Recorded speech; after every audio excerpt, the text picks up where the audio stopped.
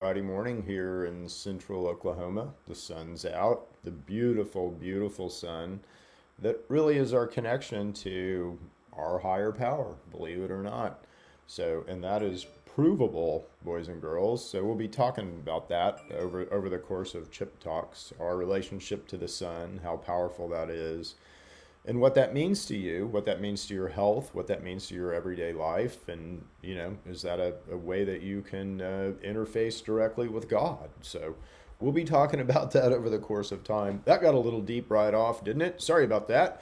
But today we're here to talk about gut bacteria. So there's a lot of ways that we could go with this one. And I think what I'm going to do is really explain to you a little bit about let's say the need for gut bacteria and kind of what happens, and I'll talk you through that. And then we'll look at kind of the way that things work, in the gut and what the endocannabinoid system does as far as bacteria and controlling gut bacteria. We may even do some fun little searches on our own.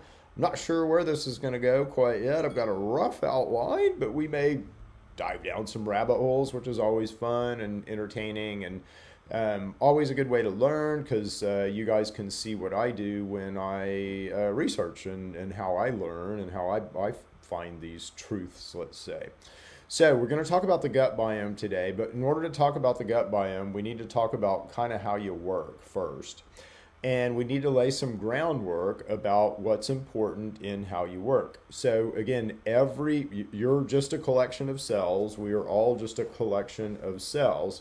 There's really three different types of cells on Earth, and generally you are made up of eukaryotic cells. I mean, most of us have stuff living in us that are bacterial type cells, but generally you're made up of eukaryotic, I think it's called eukaryotic type cells. Now, a eukaryotic type cell has an engine in it, and that's called a mitochondria. So we have to fuel that engine. And then a microtic or a eukaryotic type cell wants to build things. It's a little factory. And so what they generally do is take in amino acids in the form of protein, and then they build out amino acids in the form of protein to do things, to signal, to control the knobs and levers in your body, okay? And your liver, which is a group of eukaryotic cells, is trying to do a little bit different stuff than your brain is, which is a group of eukaryotic cells. Making sense so far? So all of these structures have to communicate with each other, and all of these structures have to understand what other structures are doing. So like for instance, in your vehicle, it's very important that all your structures know what's happening all the time. And you literally have a dance that you do. I need to do my hands the other way because I want them to go this way.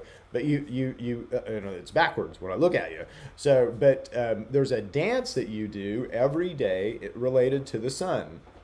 That way I want to go. There we go. Related to the sun. So you do this dance related to the sun that is literally the function of your organs throughout the day. And, our bodies are really good at focusing. We're not really good at doing everything at once. And there's sort of a symphony and a ballet that we play every day. Again, the most disruptive thing that we do every day, but it is a necessary thing that we must do, is eat, or at least it is right now. Is eat, okay? So we have to nutrient our bodies with food, we think, right now. There's probably other ways to nutrient our body. But anyway, all this is going to the gut biome, so just bear with me.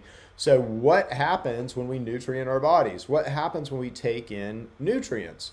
Well, first of all, we got to determine what's a nutrient. And again, we got to go back to the cells and what the fuel that cells run on. So protein is definitely nutrients because we need that raw material to be able to build stuff.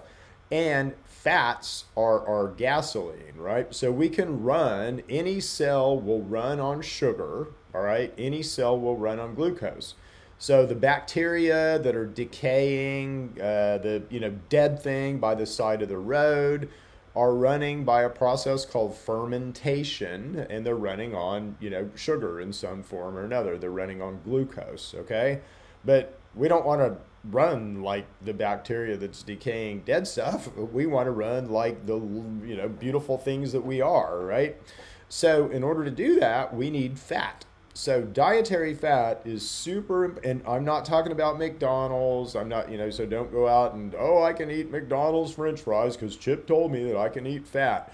No, boys and girls. No, no, no, no, no, no, no, no, no. There's 4 types of fats, or really 3 types of fats: saturated, monounsaturated, and polyunsaturated. The polys you should pay the most attention to: omega-3 and omega-6, and in particular omega-3. So we eat saturated fats, and this is important to tell you because I'm getting to the biome in a second. So in our diet, we eat a lot of saturated fat, which is inflammatory. And we also eat a lot of omega-6 fat, which is inflammatory. We don't eat a lot of monounsaturated fat, which is anti-inflammatory, and we do not eat a lot of omega-3 fats, which are anti-inflammatory. Omega-3s, 80% of us die of an inflammatory disease. I wonder why. And it's simply because we eat all these inflammatory fats so that when we get infected or traumatized or whatever, we can't mediate inflammation because we don't have the goodies to do it. Hopefully that makes sense to everybody. I mean, it's pretty logical, right? Eat more omega-3s, is mainly what I can tell you in monounsaturated. Get some walnuts. Walnuts have all kinds of good stuff in them. Walnuts and chia seeds should be a part of our daily routine. Anyway, so as we eat these fats, though, because fats are king, so those fats that I just mentioned, saturated, monounsaturated, and polys, those are the fats that you stick on a triglyceride. Those are the fats that your body thinks is super important. They're so important that your body's going to store them. Doesn't store anything else. Well, glucagon, I guess, to stop you from a sugar exercise. But that's it, right? So your body stores fats. Fats are king. Fats are super important. So guess what happens? This is so cool. When we eat, again, we stop every other process in our body because it's very costly to eat. So it's, that's the first thing you need to know. You also drop your immune system. It's hard to run your immune system. It takes a lot of energy. And when you eat, all your cells go into this super inefficient mode. They start running on glucose, okay? So it's costly to eat. But anyway, when we eat, the thing that we begin to do, why it takes so much work, is we're looking for fat. We're looking for dietary fats in our meal. And we're looking basically for fats that are better than what we have stored out here in adipose tissue. And if we find fats that are better than what we have stored in adipose tissue, we're going to pull in that fat from our adipose tissue and remodel it in our liver and put in these new and better fats and shove them out there. Okay? So as you begin to eat more, let's say, omega-3s or more monounsaturated fat, because none of us have eaten much of those, enough of those, then you'll begin to reshape your fat stores. But the other thing that happens is we're super smart. And so when we eat, literally, when fats hit our intestinal lumen, they begin to, I'm switching to my computer screen, so it takes me a second, I gotta concentrate. They begin to form, and basically this is a picture of the intestinal lumen. So when you eat dietary fats and they hit this intestinal lumen, what happens is just right off the jump, there's something that gets initiated called NAPE-PLD, and these fats form endocannabinoids. Now, not all of them, because again, most of them you're going to reshape and store as triglycerides, but some of them form endocannabinoids. And when they form endocannabinoids through your vagal afferent nerve, you're sending signals to your hypothalamus hippocampus. And what your hypothalamus hippocampus is determining is, do you have enough? So do you have enough saturated fat? Do you have enough monounsaturated fat? And do you have enough omega-3 and omega-6 fats? And if you don't, guess what happens? Basically, hypothalamus hippocampus, using the endocannabinoid system, allows a circumstance in your gut where you can develop commiserate bacteria. The purpose of that bacteria are useful. They poop out useful proteins, okay? So the purpose of those bacteria is to build you proteins that offset your dietary deficiency. Isn't that pretty cool? Now, it's really cool until you realize the situation that we're in right now. So again, what's happening in our food supply and in our diet, we're eating all this processed food. The fats that we do get are the inflammatory fats. So we eat a lot of corn, we eat a lot of corn syrup, omega 6, again, saturated fat, saturated fat. We eat a lot of trans fats, which are signaling things bacteria use, frankly. We just don't eat enough monounsaturated fat, which is anti-inflammatory, and enough omega 3, and especially omega 3, which is also anti-inflammatory. Omega 3 has some also really good properties. You build your immune mediators, your frontline immune mediators, from omega 3 and omega 6. So from omega 6, you build your inflammatories, and from omega 3, you build your anti-inflammatories. Again, 80% of us die of an inflammatory disease. Why? Because we can't mediate inflammation. Why? Because we don't have the goodies to do it. Listen, guys, none of you are, well, if you've been run over by a truck or shot with a gun, or you've been traumatized in some way, then yes, you are kind of broken. Your body will do its best to heal you under those extreme circumstances. But if you're diagnosed with something like IBS, or you've got an out of control gut biome, or you can't lose weight, or the stuff that 99% of us have, that's all fixable. Every cell inside of you, cancer even, every cell inside of you is always striving to become perfect. It's always striving to be the best that it can possibly be all the time. Okay? That's the way God built you. That's the way God built this world. Every cell is always striving toward perfect. So why do we get sick? Why do we get cancer? Why do we get things that we think we'll never heal from? Well, it takes an insult, doesn't it? So it takes getting shot by a gun or run over by a truck, or some infection or invasion, a persistent infection, right? And that will cause us to go this way, not this way. So that's what happens to most of us. And again, we need a biome because of our horrible diet right now. Once we figure out our diet, we're not going to need these bugs inside of us, okay?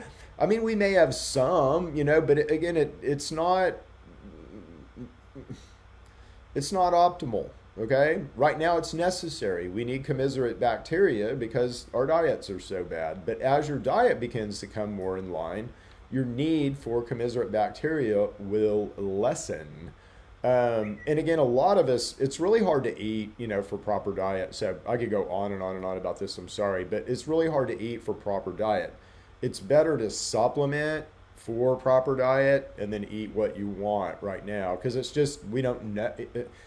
I know, and other people know, but what you have access to in our food supply, like I could say, okay, well, you need amino acids, so, eat a source of protein. Well, you're going to go out and probably eat, meat, right? Like most of us do, like beef. And again, guess what? That protein, that beef, has an average amino acid content. And you can go look that up on, Google that, right? So you can find the average amino acid content of beef. Well, what happens if that farmer didn't feed that beef any cysteine, or leucine? That beef won't have that. It might have some in it because you're really good at sort of, and the cow would be too, at sort of creating things from nothing. But again, it's not going to have the same profile that you think, right? Plants would be a little bit more consistent, but if you go to isolates, amino acid isolates, then you have to worry about it, right? So I think until we get this figured out, we're better off going to isolates until we can kind of figure out our proper food supply, because it's quite clear we've been lied to, boys and girls, and we've been manipulated with our food, we've been manipulated with our medicine, and most of you guys who watch my stuff already know that, and I've already got that figured out. So anyway, this is our intestinal lumen, right? And I guess we're going to do a close-up here of it. So what happens, though, in these fats, basically it's just showing how sort of fats interact here with the intestinal lumen, which is what I wanted to show you. This is a pretty good study. It's a review study. So this is a microbiome and gut endocannabinoid system in the regulation of stress responses and metabolism. So it goes through a lot of different things that happen, under stress, with our biome and in relation to our endocannabinoid system. This is always a good one. So again, there's a lot of interaction between and you hear me say this, I said it earlier, our hypothalamus hippocampus communicates and basically understands kind of what's going on in our gut. And so this is a good graphic of that. So again, can your gut affect your brain? Yes, it happens all the time. Every time you eat, your gut is affecting your brain. But certainly the bacteria, in our guts can affect our brain. So like too much, bacteria that produce dopamine and serotonin are very, very good at altering, our brain and our thoughts. Even here, let's see if I can find this real quick. There's a bug called Toxoplasma gondii. And let's see, anxiety. Let's do that. And what we're going to see is a lot of studies for this bug that's tied to anxiety disorders, and again, tied to mental health type issues and all that. So again, these bugs can absolutely influence the way that we think and kind of how our minds work. So and this is really interesting. This is sort of new stuff, let's say, or stuff that's just now being studied, and not that this study may be several years old, but what I'll tell you is new stuff that's just now being studied. So one of the things that we're finding, you guys have probably heard of Ozempic. And I just got asked to kind of deconstruct Ozempic a little bit and potentially try to do something safer, right, than Ozempic, because Ozempic you have to inject. It's helping people lose weight, but there is a safety cost and a risk cost. And again, this has to do with your biome and all that. So I thought it would be a good demonstration of kind of what happens. But what happens in our guts is as we become more inflamed, and how do we become inflamed? Saturated fat and omega-6 fatty acids, because they're inflammatory, okay? So how do you become inflamed in your gut? Just eat those things, and a lot of the things that we eat are also inflammatory for other reasons, like they're irritants or we're allergic to them. But anyway, as you get inflammation in your gut, what happens is you express more CB1 neuroreceptors. As you express more CB1 neuroreceptors, and this happens as in relation to your inflammatory response. But as you express more CB1 neuroreceptors, you kind of lose control over a lot of these, let's say, weight controlling molecules. Let's see if it's on this graphic. It's not. But these weight controlling molecules that help us control our weight. So basically, the more inflamed, if I make your gut inflamed, you are going to lose your ability within your body to kind of control obesity and control your insulin and all that. Now, if it's just a little bit, it's not going to be that bad. If it's a lot, you're going to end up with, diabetes and end up without feet, at some point, right? So that's how bad this can get. But the other thing that the endocannabinoid system does is it controls these gut junctions, right?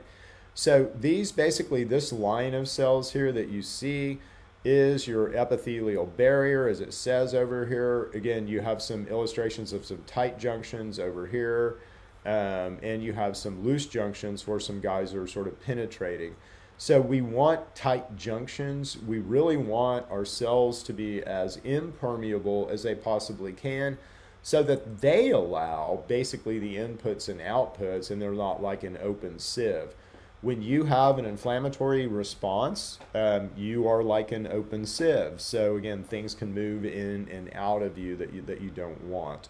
This is another good study. Let's see. Oops. I can't backtrack into him. Oh well. If you want the name of that study, I'll get it to you. So what types of and these are non-pathogenic. So these are the guys that are supposed to be helping us, although some of these guys can turn pathogenic pretty quickly.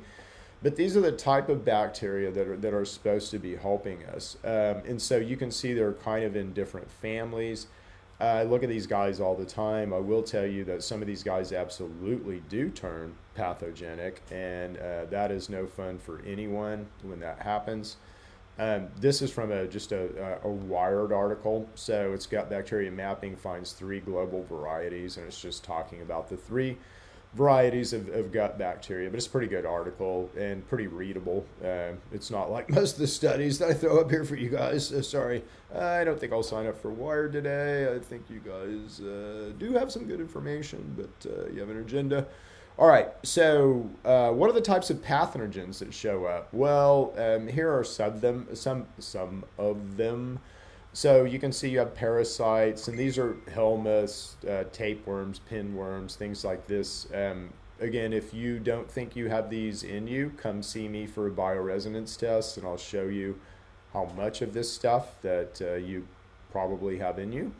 And it's always quite a bit. So these protozoas, so again, these are usually more viral. So again, they'll infect us for a time and do their dirty work and then go away. The fungal stuff, fungal things can set up a home inside of you. They can set up a fort. They can begin to affect your metabolism. They can affect the way that you think. They can affect your weight, your health, everything. And I see, again, a lot of funguses, and I see a lot of prokaryotes, a lot of bacteria in people.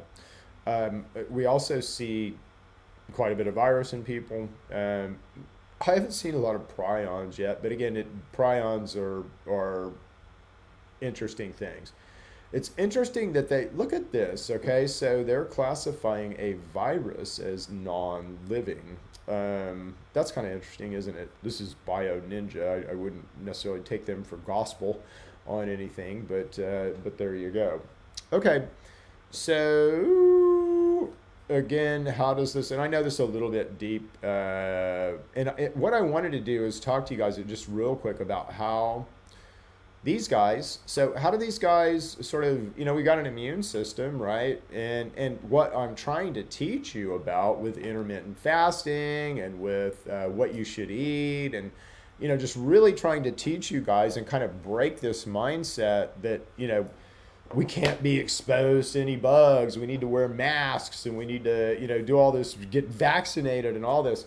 No, it doesn't really work like that. I mean, anytime you touch a surface and put your hand to your mouth, anytime you take a breath, you're exposing yourself to all these things right here. So these guys we're looking at.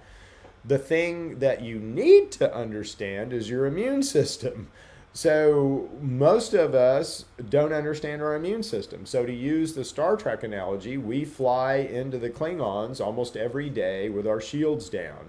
And you don't want to fly into the Klingons with your shields down, because you're going to take hits. You're going to take dings. And those dings to us, again, every cell inside of you is wanting to do this. So what do those dings look like? That, right? So we don't want to take those hits and dings. We want to understand our shields and how to keep our shields up, okay? So these guys, you're exposed to these guys all the time. You're exposed to these guys every second. It's more important for us to understand how we keep our shields up. How do we keep our shields up? That goes back to really this first thing about what are we eating. And again, if you're eating a bunch of inflammatory fats, if you're eating a bunch of saturated fat and omega-6s, well, guess what? You don't have very many shields. You're going to get infected by these guys. These guys are going to set up a little fort inside of you. And what that looks like and how they do it, it's really cool. They use microRNA. And microRNA, this is a kind of a complicated slide, but basically microRNA is produced in the nucleus of cells, almost all cells. So your eukaryotic cells, let's say, produce this, but bacterial cells also produce this. And microRNA can overlay DNA. So it's like more powerful than DNA. It kind of puts a mask on DNA and makes DNA do something different, or it will neutralize the DNA that's trying to, let's say, fight the pathogen, fight the bacteria, fight the virus, fight the invasion. So these bacteria are pretty dang smart about how they go about things, and pretty dang smart about how they hook us. Okay, but the long and the short of what I really want to talk to you about today, or your gut microbiotics, is that we have a gut biome, and this biome is a reaction to what you're eating. So again, if we can understand what we need to eat better, and I think we're trying to do that. So it's you need what do you need? The right kinds of fats, the nine essential amino acids, vitamins and trace minerals, and some source of fiber every day for a while until we get rid of these need for this bacteria. But that's what your cells need, right? So that's what your process, you need to be able to breathe in and out and drink water too, right? But that's what your cells need for these processes. We're so far away from that in our diet, like what we put in our bodies. So what happens is just this, crisis. It'd be like, oh, our building's on fire. Let's put it out with gasoline, shall we? And guess what? I mean, we just create more of a crisis, than we already have by our, ignorance in how we eat and how we behave. So we all should be intermittent fasting. Again, we all should be watching what we eat. But until then, we need a commiserate gut biome. So it's important to understand how this works. Now, many of you are taking probiotics. I would counsel you against that. I would counsel you into something that I would call a prebiotic. So what probiotics do are they're trying to insert helpful bacteria, commiserate bacteria, into your biome. Well, again, you don't really want to do that because your biome will do that on its own. It will build the commiserate bacteria, and it's sort of going to try to do that no matter what. It needs some stuff, and that's the important thing that we'll talk about in a second. So you don't need more commiserate bacteria in there. You don't need a bunch of milk bacteria in you to be able to do this work. That'll develop on your own, on its own, or not, if you give it the right starter stuff. So you're better off with a prebiotic. And what is a prebiotic? You really just need two things. You need a source of fiber and a fermenter, okay? So a pickle would be a good prebiotic. If you look up, basically, anybody who eats fermented food as a population, those folks live a lot longer than anyone else. So you just really need a fermented food that's a source of fiber. So a fermenter and a source of fiber. We have a product called Gut. So if you go to TrueMedix, TrueMedx.com, you can find our product called Gut. And I threw in some turmeric in there as well, because that's also really good for doing all this stuff. And it kind of helps the good, hurts the bad. And that's what we want to do.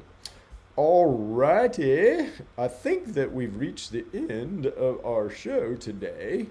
Hopefully you guys have enjoyed this. Again, if you want modifications on this, if you want, like, hey, Chip, I was tuned in for the gut biome, and you went sideways on me. I wanted to learn about X, or I wanted to learn about Z. So ask me those questions. We just had our good friends at Hawkeye Consulting. Big shout out to Hawkeye Consulting. If you guys need a medical card, you need to look up Jennifer and Kent Hawkins and Hawkeye Consulting. They are your folks. Will consult with you if you need it. They'll hold your hand for your first dispensary visit if you need it. So they're very, very good people. But they are concerned with your health, and they also run health and nutrition clinics and stores.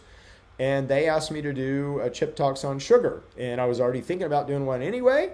So that worked. So next week we're going to do sugar, which should be pretty good, and it should go right in line with this and kind of the gut biome and how we, in our ignorance, are killing ourselves, literally. So anyway, love you guys. We'll see you guys. Say a prayer on Sunday, always. Look up at that big shiny ball in the sky called the sun. He is your connection to God. You will soon learn that. Thank you guys. Love you guys.